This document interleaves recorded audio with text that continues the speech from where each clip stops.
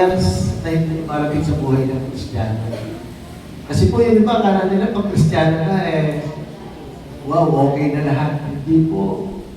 Kasi po pag Kristiyano ka, yung demonyo, lalo magkatrabaho, double time to get you back.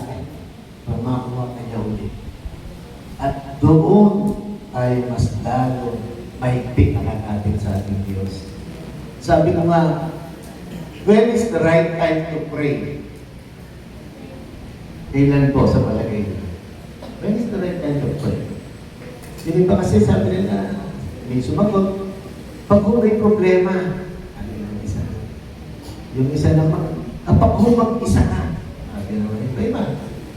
Pero you know, the right time to pray is when you feel like not praying. Kapag ayaw mong magdasal, that is the right time to pray.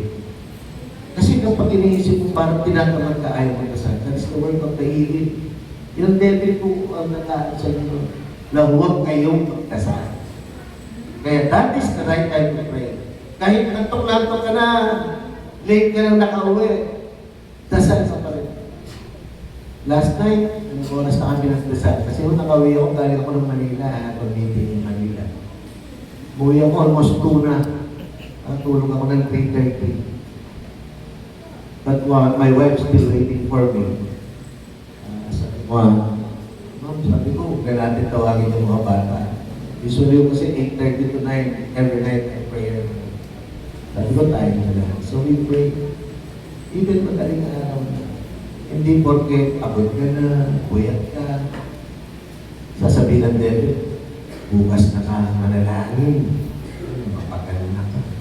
Binubulong yun. Pero yun na. That is the time. The right time for us to pray. Pagka naisip mo na parang hindi ka dapat magdasal. And then of course, experiencing God's faithfulness in our lives. Yung mga trials and weaknesses. He will not allow us to be tested beyond our ability. Hindi ka naman susubukan ng Diyos na hindi mo kaya. Di ba? Amen po ba na? Imagine, I remember siguro ito, before, Pastor, paano pala ang church dito, ano? Si Ate Luz, alam niya. Ha? Kung nag-start dito. Noon po kasi naririnig ko lang itong Fatima. Sabi, wala po kasi ito, the same to that island. Hindi pala. Oo. Saka sarap dito kasi imagine, parang nagpunta ng Pagsanhan dun sa Shooting the Rapids. Wala nga lang rapid, pero at least magpagka ka. Sinama ko po yung anak ko sabi ko sa kanya, magpagka ko doon gagawin. Na-excite ko siya. Sama daw siya. Hindi ka ba nagtatako? Hindi naman daw po. Kaya nang sumakay, wala paano sa i-step. Yung mga guide na, parang walang umano na, puro nakatayo. Sabi ko sa kanya, umupo ka na ako, pag hindi ka umupo ka. Eto, umupo ako nga. Mga guide na, nakatayong ko gano'n, parang nagpapapicture lang. Hindi talaga ako na. Sana yun lang, di ba? Sabi ko, may mga mapa sa harapan natin. Nakagano'n ko nagala, kapitan ng barko. Nakatayo lang. Sabi ko, anong mga sanayan mo? Madali. Pag nakasanayan mong magdasal sa Diyos, napakadaling magdasal. And you know what? We Methodists, something we can be proud of. Siguro, napapansin nyo sa mga lugar na ang mga kasama natin na Methodist, ano? Pagka pinag-usapan na yung, di ba tayo pwede magdasal? Pagtitigil po yan. Hindi alam kung sino magdadasal sa kanila. Napansin nyo yan, ha? Pero ang Methodista, let's pray, ha? Mangunguna agad sa dasal. And that is something that we should be proud of. Kasi ito ang pinalaki sa atin, yung pananampalatayang Methodista. So, paano mo doon? It's part of God's faithfulness to us. Gano'ng ka-faithful ang Diyos. Imagine, tinuruan tayo magdasal, sinanay tayo magdasal, kaya kahit saan, buhay tayo magdasal. I remember nung nasa Pelco ako, at naging director po ako ng Pelco for more than 3 years. During our first meeting sa board, Sabi ng nag-paper sign, and now, sabi niya, we'd like to open our building in order. Tapos, pinapasa na niya yung agenda. Walang pareha. Walang invitation. So, isa ko naman. Yes, Director Reyes. So, Chair, sabi ko, can we start the meeting with a prayer? Eh, sabi naman niya, ayaw mapahiya. Yes, yes. Sabi niya, yes, yes. Sabi niya, let's pray. Yung mabubo kami lahat. Nung sinabi niya, let's pray, hinihintay ko magdadasal siya. Yung mabubo kami lahat, gano'n. Yung pala, nag-ihintayan na kami, wala palang magdadasal. Biglang pumakat lahat ng ulo, sabay-sabay. Ninong manalangin, sabi ko. Pagkasabi nila ng gano'n, sabi ko, let's pray. So I started the prayer. From then on, every board meeting before we started a prayer. And that is something. And you know what? Sabi ng mga kasama ko, Director, naning religion mo. Mayabang na yung naman mo rin, Director. Methodist ako. Proud to be a Methodist, ha? O, ka naman kung abiyang maliwa. Naging kang general manager. Ang ulit ko sinabi ng Methodist mo, takal ko po pakilala ng Methodist na. Ano naman mo? Ulang na ako sa biyano, maayap-ya naman. Takal-takal pakilala ng Methodist na. You know, that is something. We have our own secular life. Ako berata mo nung lugar, at biyaya kayo mga lugar. Nagkaya po, yung nakakalungkot. There are times, ang tagal na natin sa isang trabaho. Hindi natin alam, meron pala tayong kasama sa trabaho, Methodista rin.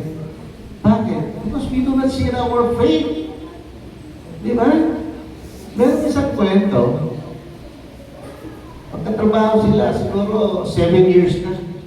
And then one time, itong ka-office mate niya, biglang nag-hang nung gospel natin. Ha? Nagulat siya. Ba't alam mo yan? Saan mo narinig? Narinig. Kinakanta namin mo sa church namin. Ganun ba? Sa church din namin eh. Ano ba religion mo? Methodist ako. Methodist na. Methodist din ako. Sabi niya. Imagine, 7 years na nilala ng Methodist na. Ako pinipiro ko yung mga kampangan na nabibit ko. Sabi niya, Methodist ako. Methodist ako po. Methodist ako naman. And then I will smile. Panubayay ko, pero kung acting ko Methodist na, bakit po? Conference day leader, pumuputwerte sa ako kasi, kung kilala yan, sabi ko yan. Papaya. Imagine. Sinasabi ko Methodist ka, hindi ka na pala nagsisimba. Kaya sometimes, there are people we call Sunday Christian. Monday to Saturday, hindi sila Kristiyano. Pero pag yung go, wow! Holier than thou. Parang gano'n, ha? Sila mabilog pa ako. Pero po, may kahit alwal na pa mo, ito, nahuli na rin pala.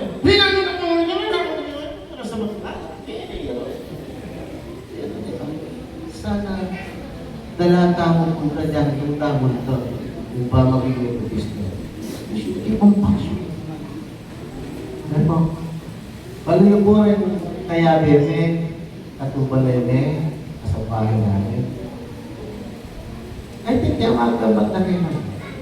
Yan ang kapagansa.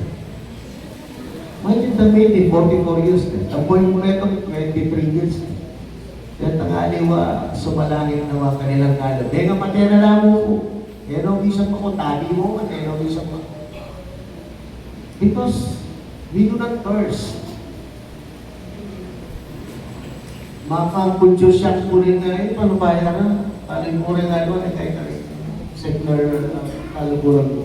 Kaya po, malamang expression tayo parang cast eh. Makakunsyosyang, eh ba? Hindi po, saan yung makakaroon ng mga inyo. Ito, sabi ko kaya namin balemi, hindi na pinuulo, no cursing. Although normal mo, sasabihan mo rin nga ilang times, sinasabihan mo, para mag-guide sila sa tama. And then you also correct them, especially when be corrected. Pero, doesn't mean we're personal. Lalo na po ako kung sindihan kay tao in the form of pabiro. Ang tinatang driver ko before, si Cindy. Ay, sana makaluwapat ng kahapon. Kaya katungo ako. Bakit mo sabi na rin, boy, ako agad kang mati. Kaya katungo. Ay, baka ilang oras na.